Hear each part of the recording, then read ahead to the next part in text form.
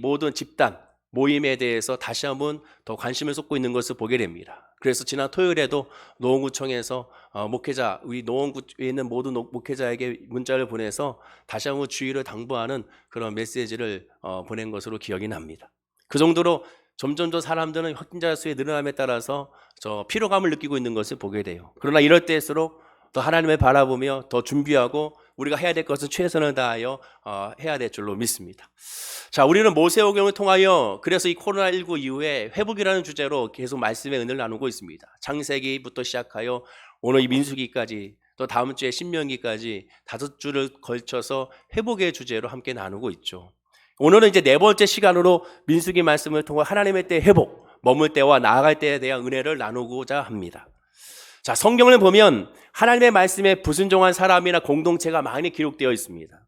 성경 66권에 사실상 불순종한 사람들의 기록이라고 할 수가 있습니다. 불순종한 이스라엘 백성들의 기록이라고 할 수가 있고 하나님의 말씀을 거역한 사람들의 심판에 대한 기록이라고 할 수가 있게 됩니다.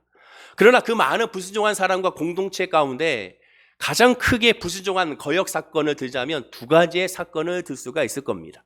첫 번째는 바로 아담과 하와의 선악과 사건이 있겠죠.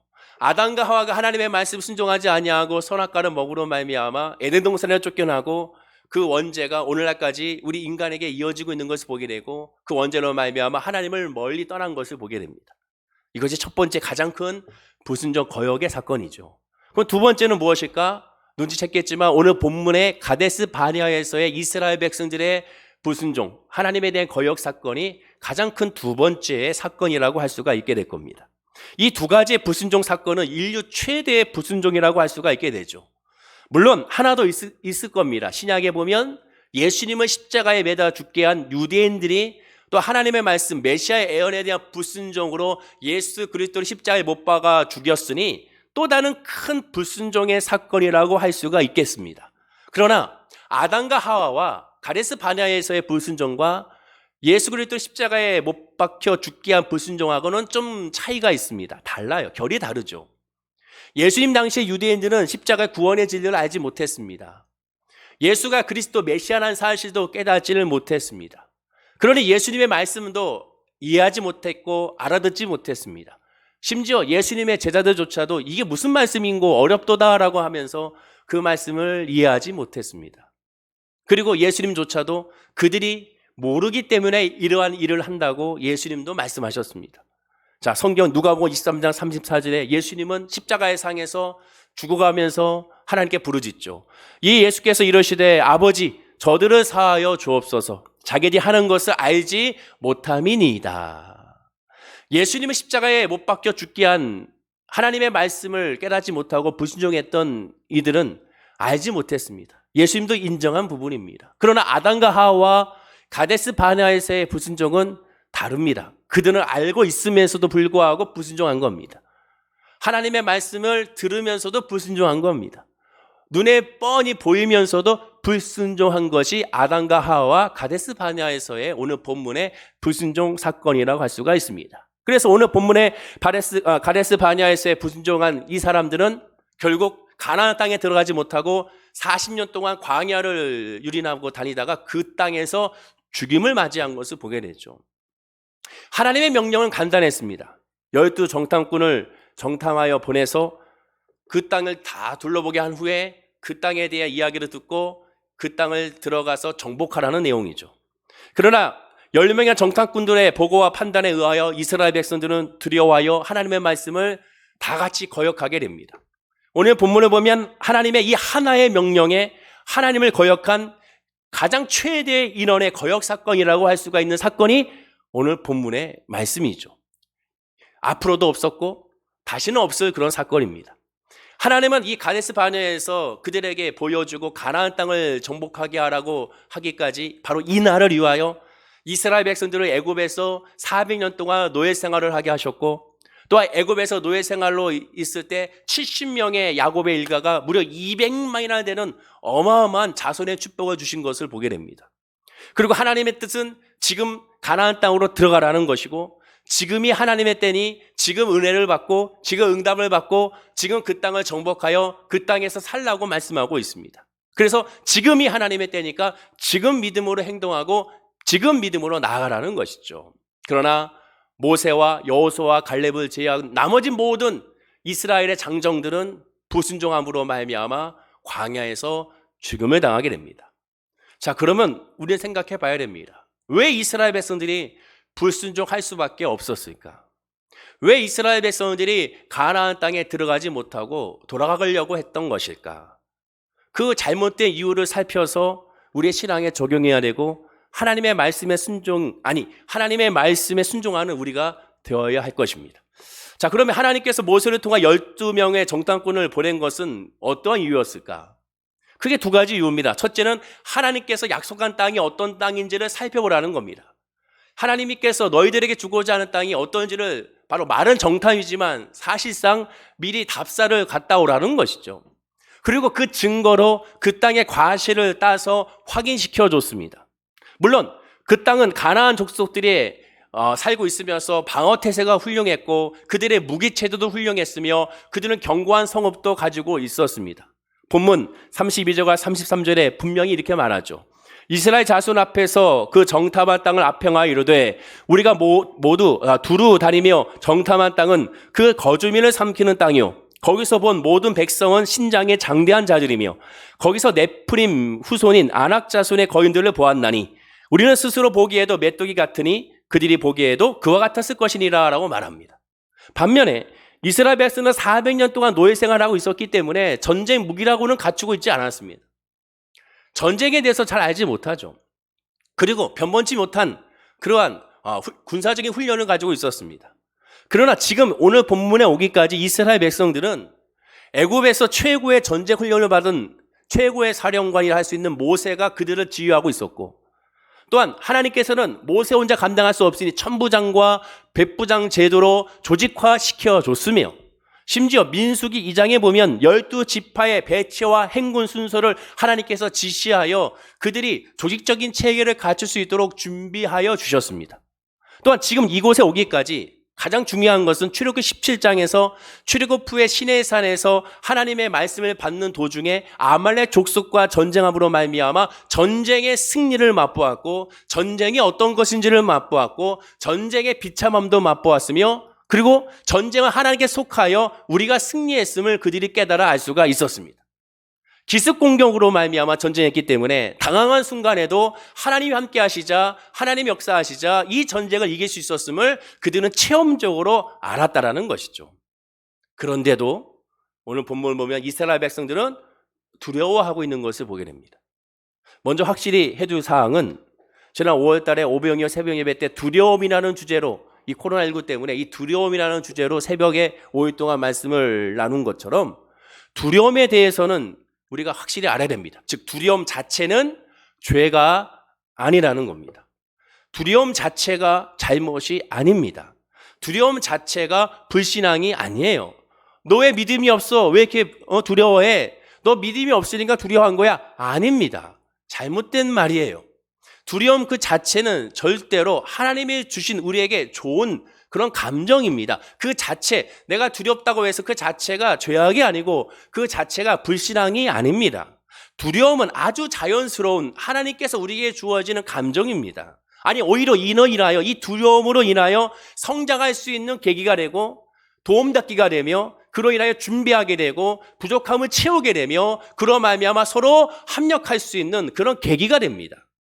담대했던 믿음의 영웅 사도 바울을 보십시오. 사도 바울도 그의 두려움에 대해서 고백합니다. 고린도전서 2장 3절에 보면 내가 너희의 가운데 거할 때 약하고 두려워하고 심히 떨었도다라고 말합니다.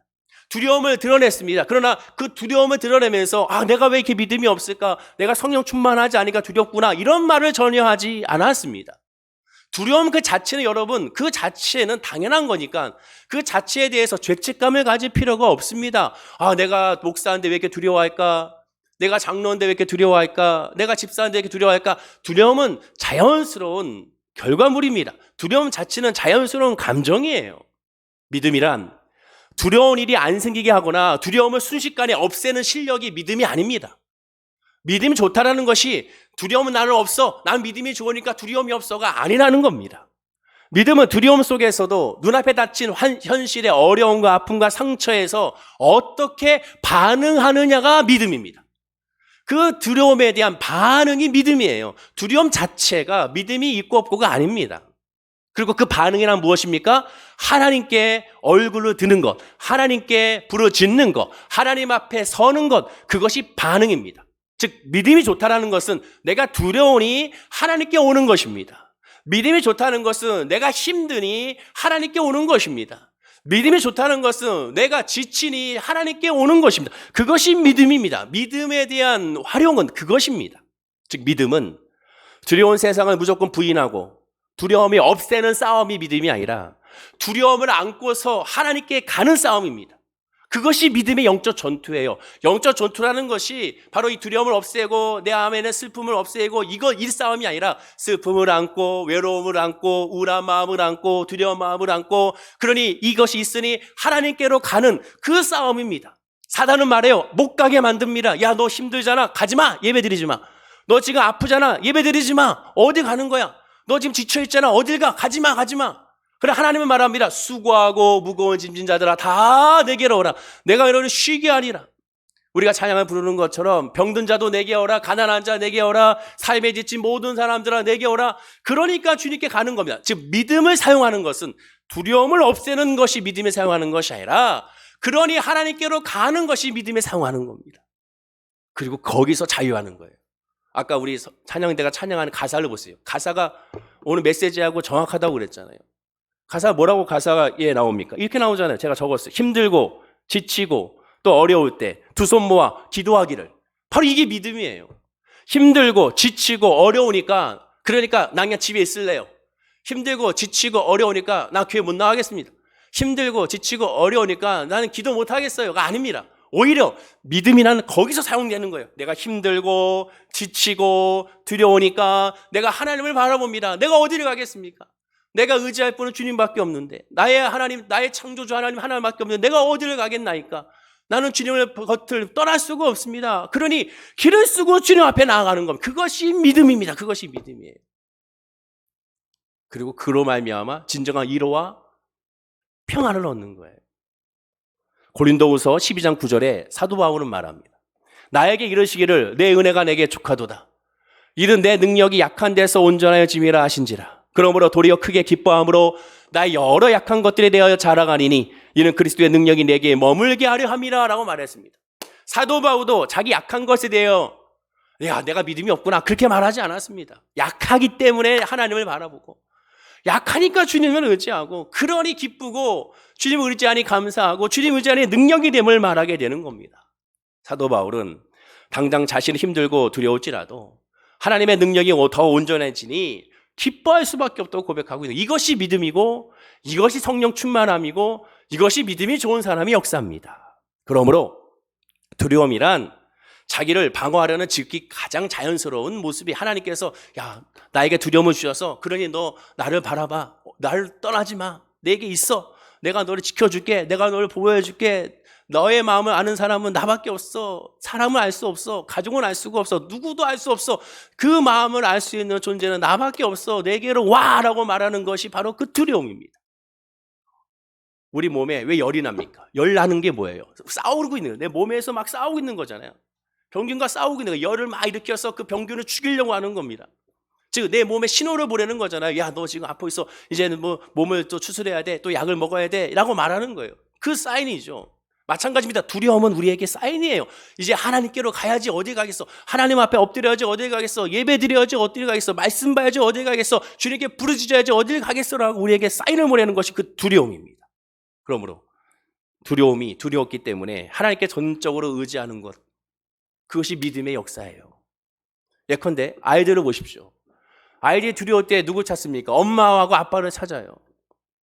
두려우니까 엄마하고 아빠를 찾습니다. 저도 어렸을 때 화장실을 가게 되면 화장실이 바깥에 있으니까 밤에 가면 무서우니까 엄마하고 아빠를 찾습니다.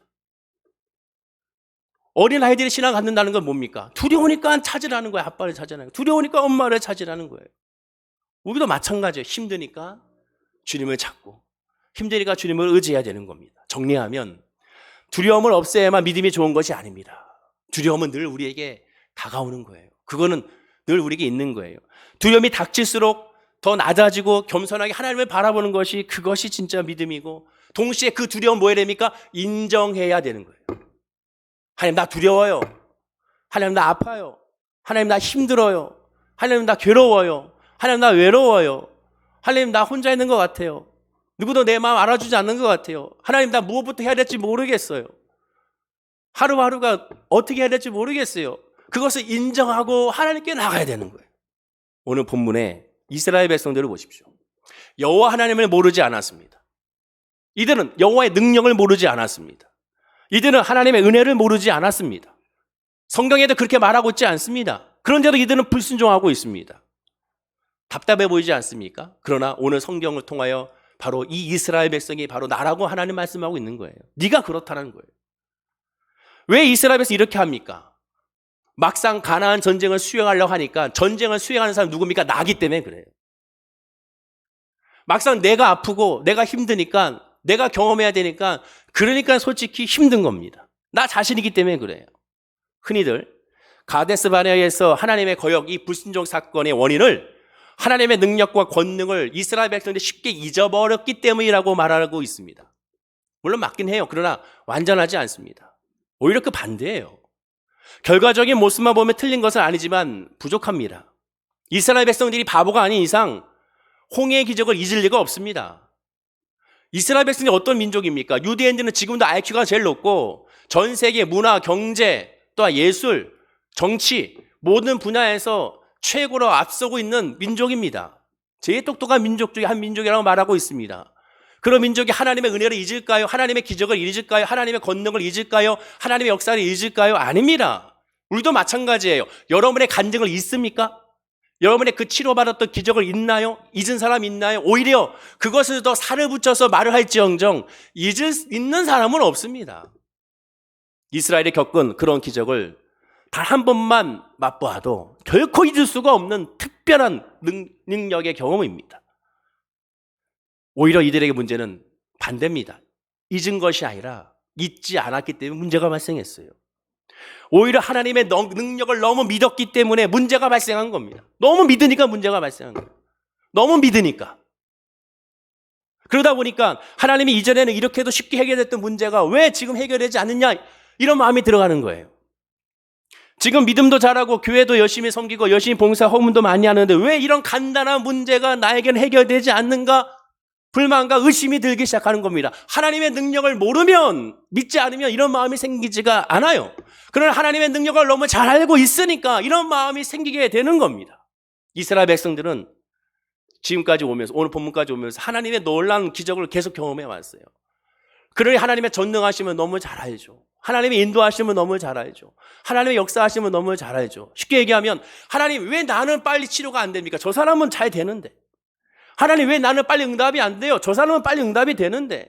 하나님 왜 우리 교회는 빨리 부흥이 안 돼요? 다른 교회는 부흥이 잘 되는데. 하나님 왜 우리는 이렇게 안 됩니까? 우리는 이렇게 비교를 하게 됩니다. 왜? 하나님의 능력을 너무 믿기 때문에 그런 거예요. 하나님이 하실 수 있는데 왜 안 하십니까? 하나님은 치료할 수 있는데 왜 안 하십니까? 하나님은 역사하실 수 있는데 왜 안 하십니까? 왜 내 자녀를 하나님 붙잡아 주지 않습니까? 왜 이렇게 기도하는데 응답이 나타나지 않습니까? 우리가 그렇게 시험 드는 이유는 하나님의 은혜를 잊어서가 아니라 너무 잘 알기 때문에 그렇습니다. 이스라엘도 마찬가지예요. 하나님께서 수많은 기적을 이스라엘 백성들에게 보여줬습니다. 근데 그것이 그들에게는 독이 되고야 말았어요. 즉 애굽을 말씀으로만 10번이나 굴복시키고 바다를 가르고 반석에서 생수가 나게 하는 역사를 그들에게 경험시켰습니다.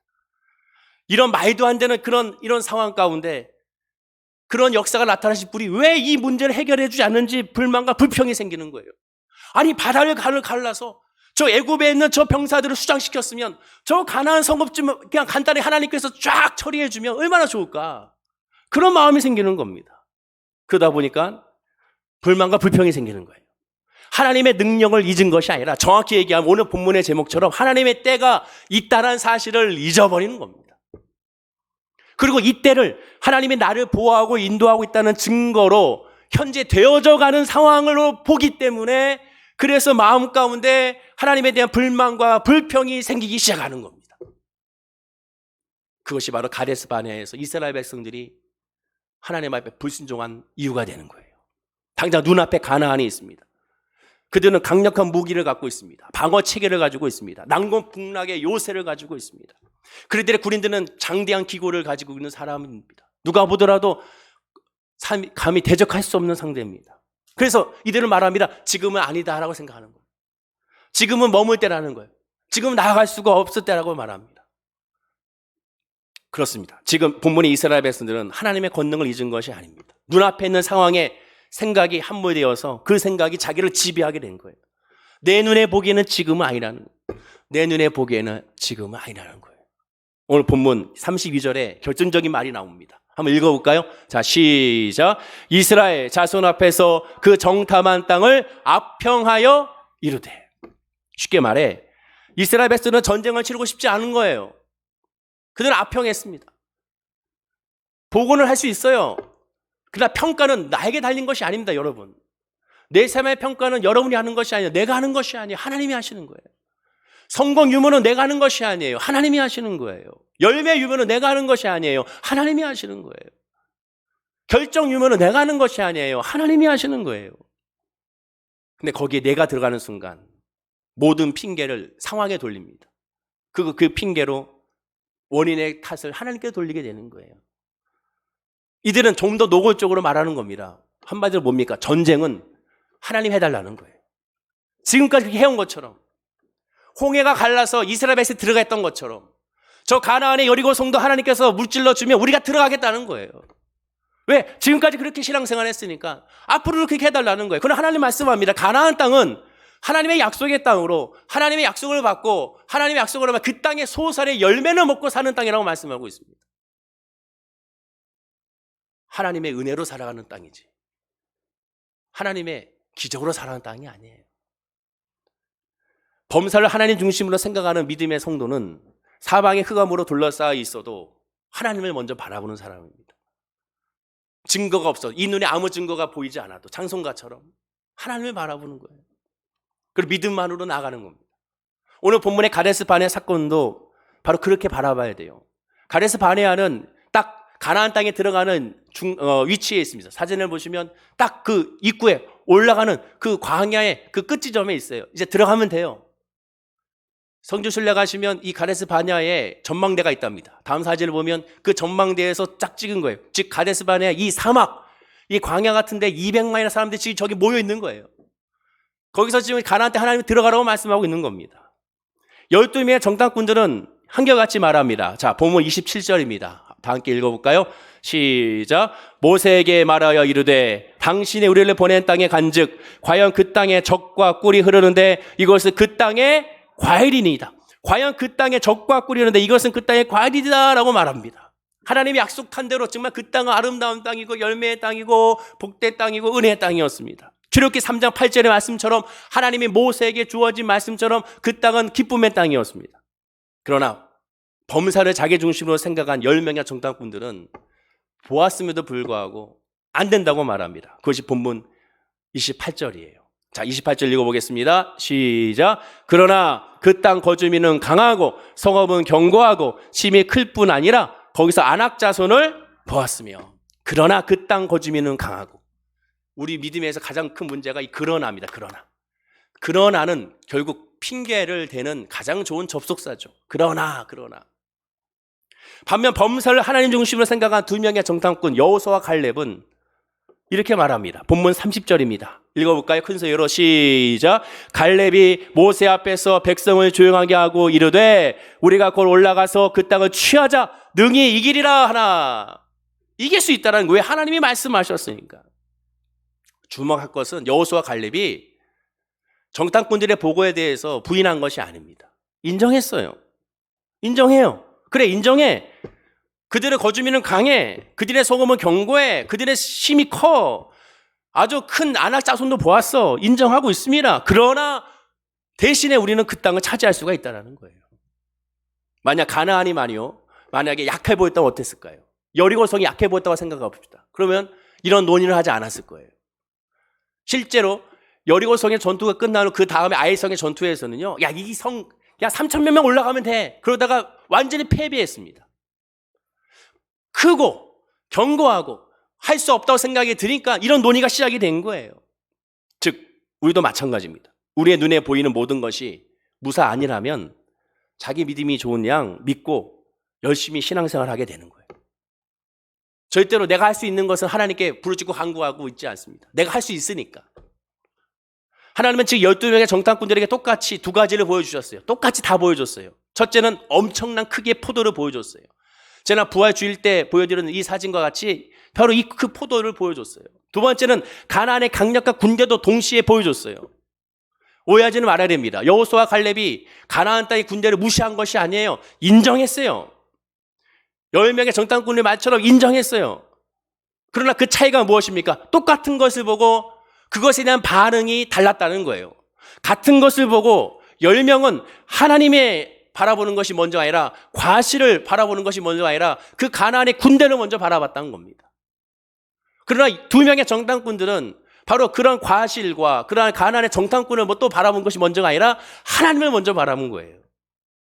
신앙이란, 믿음이란 그 환경 가운데 하나님을 먼저 바라보는 것이 바로 신앙의 모습입니다. 우리가 무엇을 먼저 바라보느냐, 그것이 가장 중요한 거예요. 그리고 그것을 바라보는 사람의 특징은 인정하는 거예요. 내 현재를 인정하는 거예요. 내 아픔을 인정하는 거예요. 내 지금 질병을 인정하는 거예요. 내 지금 현실을 모든 것을 인정하는 거예요. 내 물질의 어려움을, 내 가정의 어려움을, 내 환경의 어려움을 그것을 믿음으로 말하면 아니야가 아니라 주님 앞에 인정하는 거예요. 그래요, 나 힘들고, 그래요, 나 어렵고, 그래요, 나 지치고, 그래요, 나 안 돼요라고 인정할 때 그때 하나님이 역사해 주시는 겁니다. 예수님의 마태, 마가, 누가, 요한복음 보면 예수님이 이런 말씀하십니다. 네 믿음을 보고 내 믿음이 너를 구원했다. 여기서 말하는 믿음이 뭔지 아십니까? 주님께 온 사람들이에요. 다 특징이 주님께 온 사람들이에요. 그 믿음을 봤다는 거, 너 나에게 왔구나, 그걸 봤다라는 거예요. 그게 믿음의 역사입니다. 그래서 그 싸움이라고 말씀을 드린 거예요. 서두에. 그래, 너 중풍병 걸렸구나. 그런데 불구하고 어떻게 해서든지 지금 주님께 오는 거예요. 지붕을 뚫고서도 오는 거예요. 그 믿음을 본 거예요. 그걸 본 거예요. 아, 네가 아프니까 이것을 해결할 수 있는 분은 주님밖에 없음을 알고 온 거예요. 네가 지금 소경이에요. 난서부터 소경이 됐어요. 이것을 해결할 수 있는 분은 주님밖에 없음을 그가 고백했어요. 그러니까 다윗의 자손 예수여 나를 불쌍히 여기소서로 외쳤어요. 제자들은 말합니다. 너 시끄러워 하지마. 더 크게 소리질러 이르되 다윗의 자손이여 나를 불쌍히 여기소서. 주님 뭐라 합니까? 그 믿음을 보고 주님께 오는 거예요. 주님께 오는 거. 여기 조영길 집사님 앉아 계시지만 조영길 집사님이 그 힘든, 생각이 없이죠. 그 수술을 똑같은 수술을 몇 번 하고 치료가 안 되니까 얼마나 힘들겠어요. 근데 새벽 예배 때 나오세요. 같이. 근데 기어서 나와요. 기어서 나옵니다. 네? 이 계단에서 올라가는데 힘들어가지고 마음이 무너지고 하니까 기어서 어떻게든 올라오려고 해요. 그 모습 보는 주여정의 마음은 찢어집니다.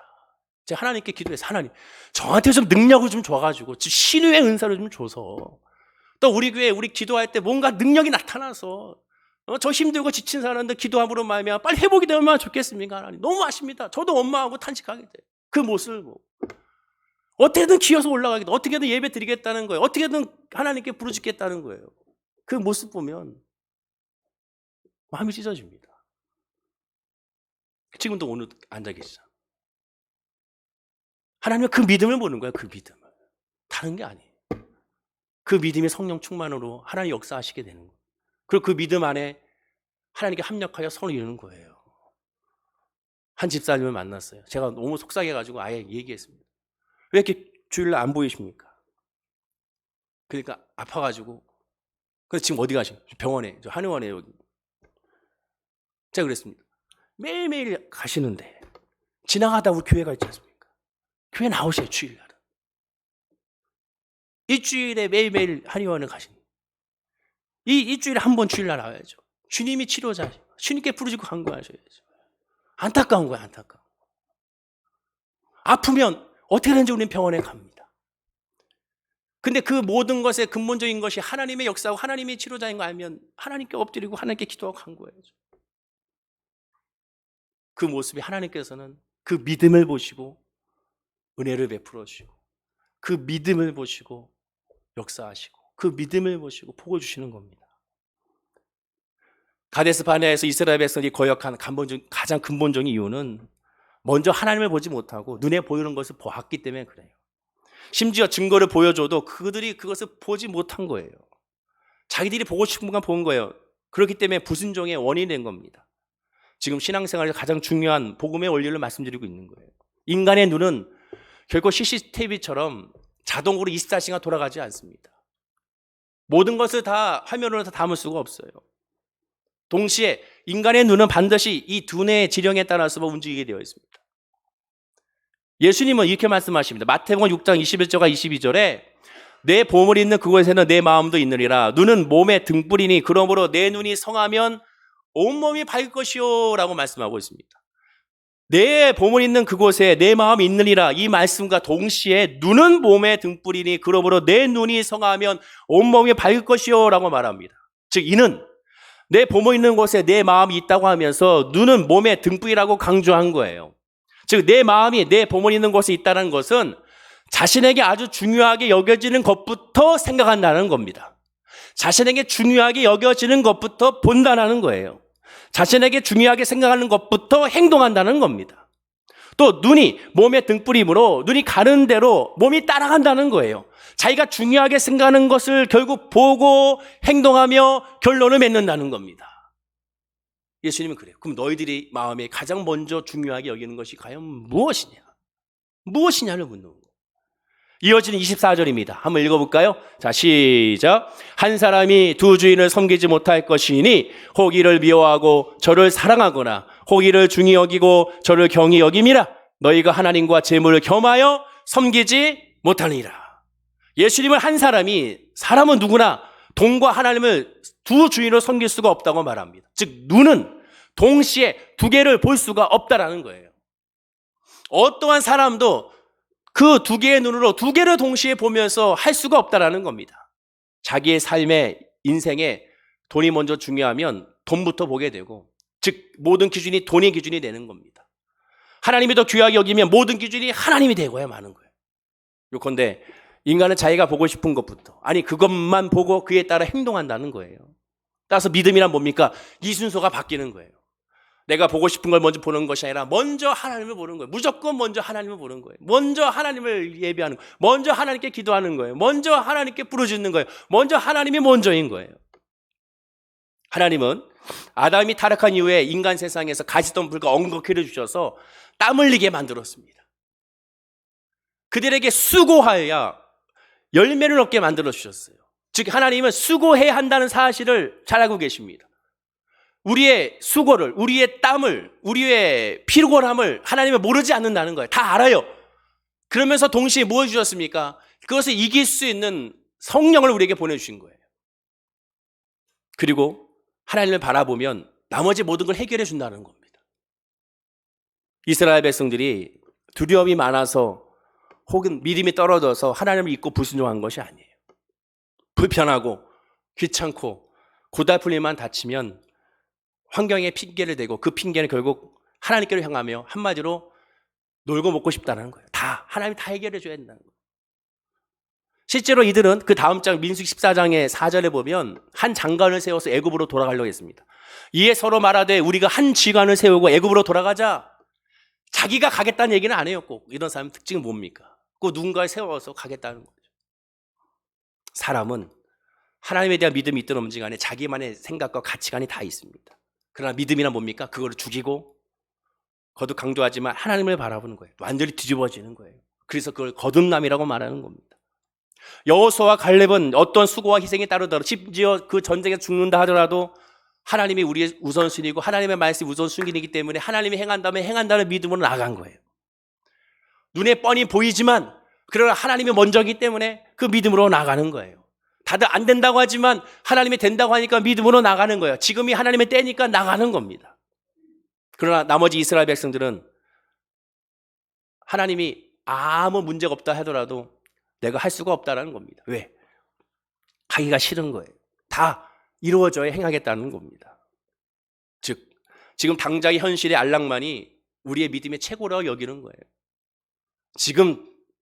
나는 지금 모든 것이 만족해야 한다고 생각하는 겁니다. 그러나 그 만족은 이 세상이 아니라 하나님이라는 사실을 깨달아야 되는 것이죠. 오늘날로 말하면 지금 내 코가 석자니까 조금 여유이고 시간이 나면 하나님을 예배하고 섬기겠다고 생각하는 사람 것과 똑같습니다. 하나님, 내가 지금 내 코가 석자잖아요. 내가 어떻게 지금 예배합니까? 내가 코가 석자인데 내가 어떻게 지금 기도해요? 내 코가 석자인데 내가 어떻게 하나님을 찬양합니까? 내 코가 석자인데 어떻게 주일날 하나님께 나올 수가 있습니까? 주님은 말씀합니다. 네 코가 석자니까 나와. 네 코가 석자니까 기도해. 네 코가 석자니까 나를 찾아. 그럼 내가 널 만나줄게. 내가 너를 인도해 줄게라고 말씀하고 있다는 사실을 귀 기울여야 되는 것이죠. 나의 중심의 신앙에서 하나님 중심으로 바뀔 때 머물 때와 나아갈 때를 성령으로 우리는 깨달아 알게 되는 겁니다. 오늘 우리 진지하게 한번 생각해 봐야 돼요. 나의 믿음은 과연 어떨까? 왜 하나님이 코로나19 사태를 왜 이렇게 허락하셨을까? 돌아보라는 거 아닐까요?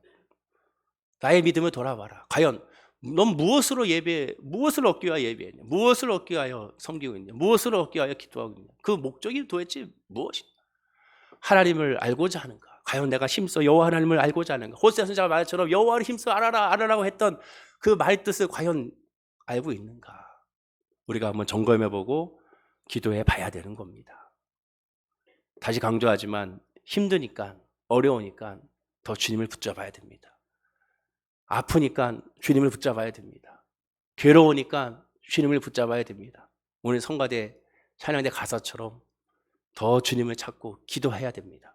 그러면 반드시 우리가 상상할 수 없는 크고 비밀한 역사가 저와 여러분에게 임하게 될 줄로 믿습니다. 기도하겠습니다. 아버지 하나님 감사합니다.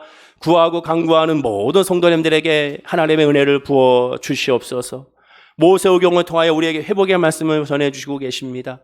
하나님 아버지, 오늘 이 민수기의 말씀이 바로 나를 향한 말씀이고 우리 교회를 향한 말씀인 줄로 믿습니다. 힘들고 어려운 상황에 하나님을 바라보게 하시고 그 결과마저도 하나님께 내어 맡기게 하여 주시고 하나님의 인도하시는 그 길이 가장 은혜의 길이며 소망의 길이며 열매의 길이며 감사의 길이며 찬송의 길임을 이 어리석은 우리가 영적으로 깨달아 알게 하여 주시옵소서. 그리고 우리의 구하고 간구하는 모든 것 하나님께 내어 맡깁니다. 하나님의 손 안에서 합력하여 선을 이루게 하여 주시옵시고 힘든 마음, 눌린 마음, 외로운 마음, 걱정의 염려의 마음, 아픈 마음 하나님께서 하나하나 다 위로와 은혜로 채워 주시옵소서. 감사드리며 예수님의 이름으로 기도드립니다. 아멘.